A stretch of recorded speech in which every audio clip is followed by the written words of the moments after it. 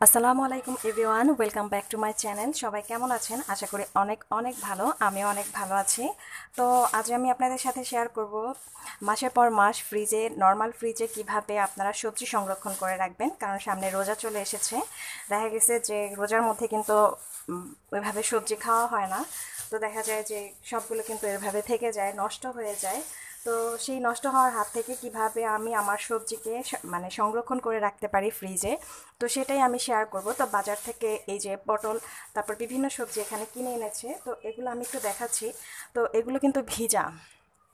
তো ভিজে থাকার কারণে কিন্তু অনেক সময় দেখা যায় যে সবজিগুলো আমার ফ্রিজে থাকছে না, নষ্ট হয়ে যাচ্ছে। মাসের পর মাস এটা আমি সংরক্ষণ করে রাখতে পারছি না। যার কারণে দেখা যায় যে সব এগুলো কিন্তু এই যে কুঁচকে যায় বা একেবারে নরম থেতে যায়, অনেক সময় পচে যায়। ঠিক আছে? তো এই এই পচার হাত থেকে কিভাবে আমি আমার এই সবজিগুলোকে বাঁচাবো এবং সেটাকে সংরক্ষণ করে রাখবো। এই যে দেখতেই পাচ্ছেন, এটা কিন্তু ভিজা। এই যে প্রত্যেকটার গায়ে কিন্তু পানি আছে।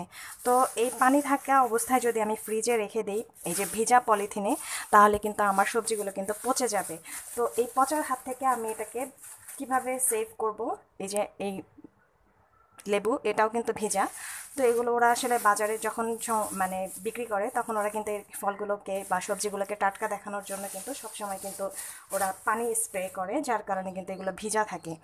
তো এই ভিজা এটা আমি যদি একটু মুছে রাখি বা এটাকে আমি কিভাবে রাখি আমি একটু দেখাচ্ছি। তো প্রথমে আমি কিন্তু এই যে সবজিগুলোকে প্রথমে পলি থেকে বের করে দিচ্ছি।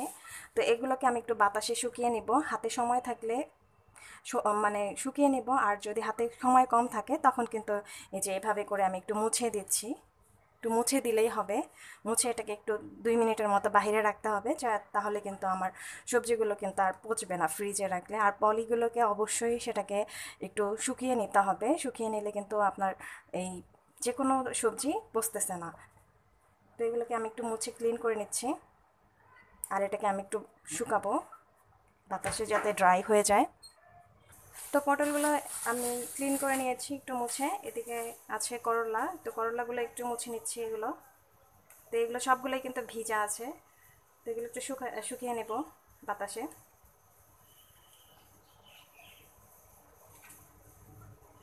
আর এদিকটাতে আছে লেবু। তো লেবুগুলো এগুলো আমি একটু শুকিয়ে নিচ্ছি। শুকিয়ে সবগুলোই আমি একটু মুছে তারপরে কিন্তু আমি ঢুকাবো সবগুলোই।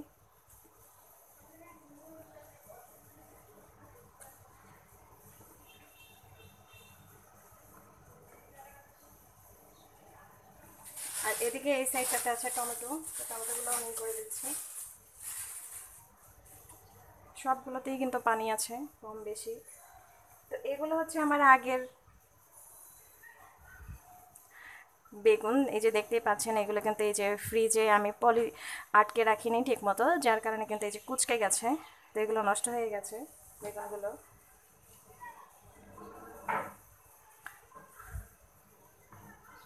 এগুলো ভালো করে সবগুলোই মুছে নিচ্ছি, মুছে একটু শুকিয়ে নিচ্ছি। আর এই সাইডটাতে আছে যে কাঁকরোল। সবগুলোই কিন্তু এগুলো মুছে নেবো, একটু শুকিয়ে নেবো।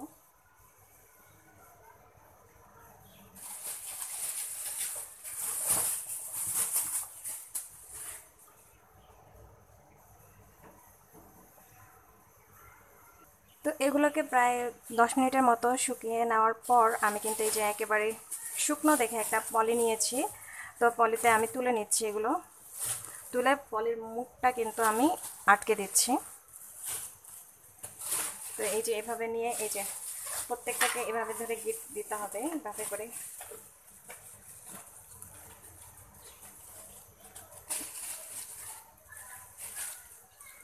তো এ পাশে আছে এই যে জালি কুমড়া। তো এটাও কিন্তু রেখে দিচ্ছি আমি এই যে পলিতে করে। তো সব থেকে ভালো হয় এটা যদি মাঝখান থেকে চিড়ে 2 ভাগ করে রেখে দেওয়া যায়, তাহলে কিন্তু এটা প্রায় 2-3 দিন পর খেলেও কিন্তু কোনো সমস্যা হয় না। কিন্তু আমি এটাকে কাটবো না, কারণ এটাকে আমি কালকেই রান্না করব। আর আমার জালিটা এখনও অনেক কচি আছে। তো যদি বেশি দিন লাস্টিং করতে চান, এটাকে বেশি দিন রাখতে চান, তাহলে কিন্তু আপনাকে এটা মাঝখানে একটু কেটে নিতে হবে, তাহলেই হবে। আর এদিক থেকে করলাটা আমি শুকনো একটা পলির মধ্যে রেখে দিচ্ছি।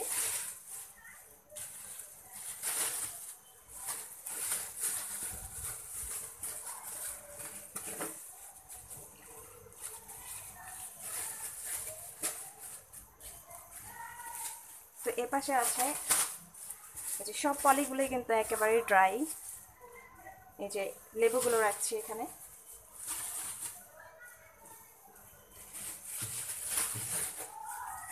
তো এই সাইডটাতে এই যে কাঁকরোল এটা করে দিচ্ছি।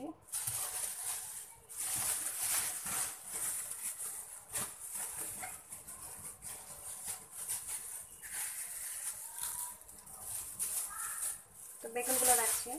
তো বেগুন কিন্তু টমেটো রাখছি এভাবে। আর এই যে টমেটোগুলো কিন্তু ফ্রোজেন করে রাখা যায়, তো সেটাকে কিভাবে ফ্রোজেন করে সেটা আমি অবশ্যই একদিন দেখাবো। আর এই পাশে বেগুনগুলো রাখছি।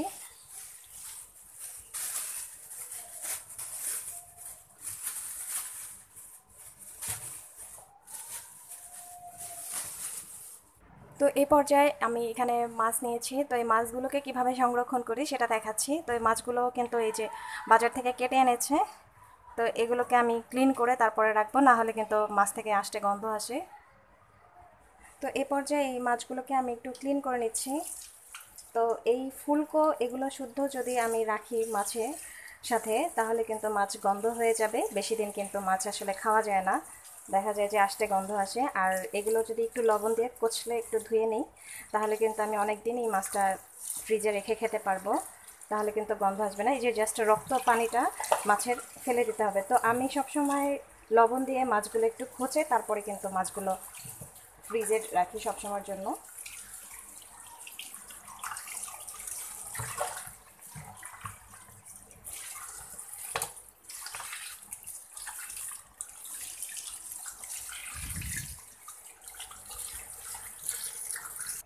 তো এই পর্যায়ে মাছ আমি কিছুটা নিয়ে নিচ্ছি এখান থেকে। মাছের রক্ত যে পানিটা ছিল সেটা কিন্তু আমি ফেলে দিয়েছি। তো অর্ধেক অর্ধেক করে মাছটা একটু ক্লিন করে নিচ্ছি।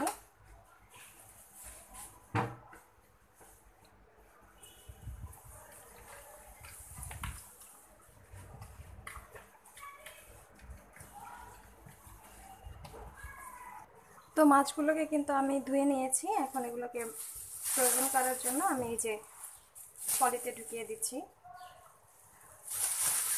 তো মাছটাকে যদি একটু ক্লিন করে নেওয়া যায়, তাহলে কিন্তু এই যে রক্ত পানি দিয়ে কিন্তু আপনার ফ্রিজটা নষ্ট হবে না।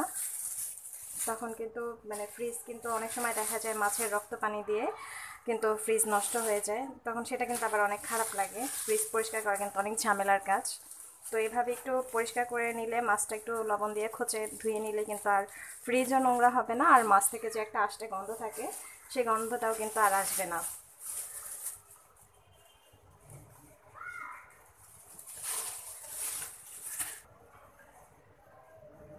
তো এই পর্যায়ে মলা মাছের চচ্চড়ি করব হাতে মেখে।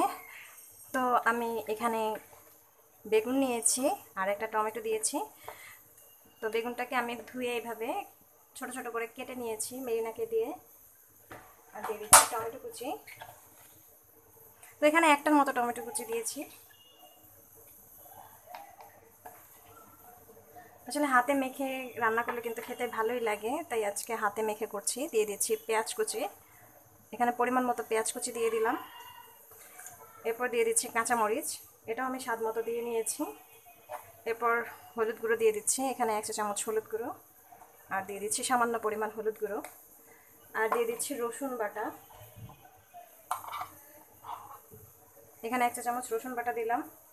দিয়ে দিচ্ছি জিরে বাটা সামান্য পরিমাণ, দিয়ে দিচ্ছি আদা বাটা, এটাও সামান্য পরিমাণ দিয়ে নিয়েছি। দিয়ে এবার মাছগুলো আমি একটু দিয়ে দিচ্ছি।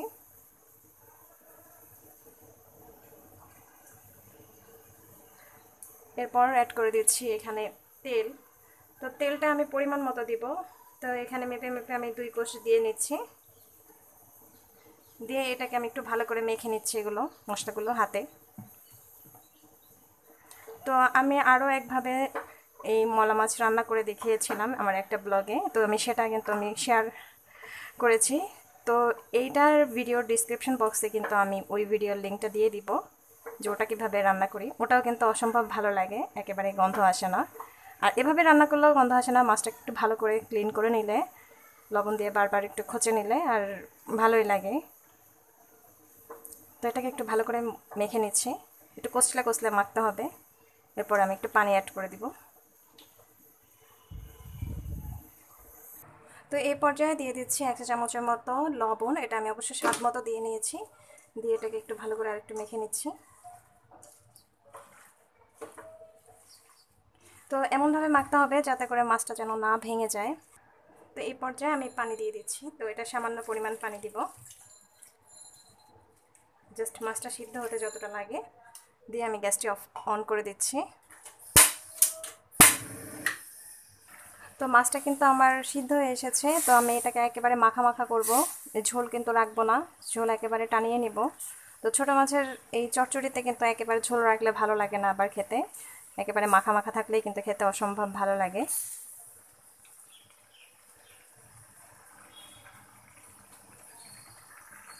তো এই পর্যায়ে একটু পানি থাকতে থাকতেই কিন্তু আমি একটু ভাজা জিরের গুঁড়ো দিয়ে নিচ্ছি। তো দিয়ে আমি একটু নাড়াচাড়া করে দিচ্ছি এটা।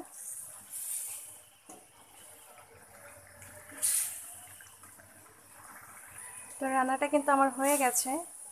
তো এতটুকু পানি থাকা অবস্থায় কিন্তু আমি এটা তুলে নিচ্ছি, কারণ নামানোর পরে এগুলো আবার শুকিয়ে যাবে পানিটা। তো এই পর্যায়ে গ্যাসটি অফ করে দিচ্ছি। তো এই পর্যায়ে চুলায় একটি ফ্রাই প্যান বসিয়ে দিয়েছি আর দিয়ে দিচ্ছি তেল। এরপর চুলার আঁচটা একটু কমিয়ে দিচ্ছি আর দিয়ে দিচ্ছি কালো জিরে। দিয়ে এটাকে একটু ভেজে নিচ্ছি। তো কালো জিরেটা দিলে স্মেলটা অনেক সুন্দর হয়, খেতে অনেক ভালো লাগে ভাজিতে, তাই কালো জিরে দেওয়া। তো এটাকে দিয়ে 2 মিনিট একটু ভেজে নিচ্ছি যাতে করে স্মেলটা তেলে ঢুকে যায়। তো এই পর্যায়ে কিন্তু চুলার আঁচ একদম লো করে রেখেছি। এই পর্যায়ে দিয়ে দিচ্ছি ঝিঙে। তো ঝিঙে ভাজি করব, পরে সব মশলাগুলো দিচ্ছি, আগে একটু এটাকে দিয়ে নিচ্ছি। দিয়ে তেলে একটু ভেজে নিব, তারপরে আমি বাকি মশলাগুলো অ্যাড করে দিচ্ছি। আর ঝিঙের সাথে আমি দিয়ে দিচ্ছি আলু।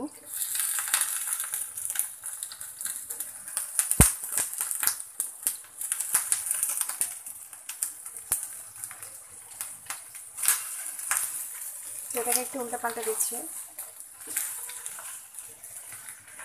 তো এই পর্যায়ে আমি লবণ দিয়ে দিচ্ছি, এখানে 1 চা চামচ লবণ দিয়েছি। আর দিয়ে দিচ্ছি পেঁয়াজ কুচি। এরপর অ্যাড করে দিচ্ছি রসুন বাটা। তো এখানে রসুন ছেঁচাও দেওয়া যায়, তো আমার কাছে রসুন ছেঁচাটা শেষ হয়ে গেছে, তো আমি রসুন বাটাটা দিয়ে নিলাম। আর দিয়ে দিচ্ছি এখানে হলুদ গুঁড়ো। তো এখানে 1 চা চামচ হলুদ গুঁড়ো দিয়ে দিচ্ছি। এরপর কিন্তু আমি এটাকে একটু ভেজে নিব, তারপরে পানি অ্যাড করে দিচ্ছি। তো এখানে কিন্তু আমি শুকনা মরিচের গুঁড়ো অ্যাড করছি। তো চাইলে কিন্তু এখানে কাঁচা মরিচও দেওয়া যেতে পারে। তো এই পর্যায়ে মরিচ গুঁড়োটা দিয়ে দিচ্ছি।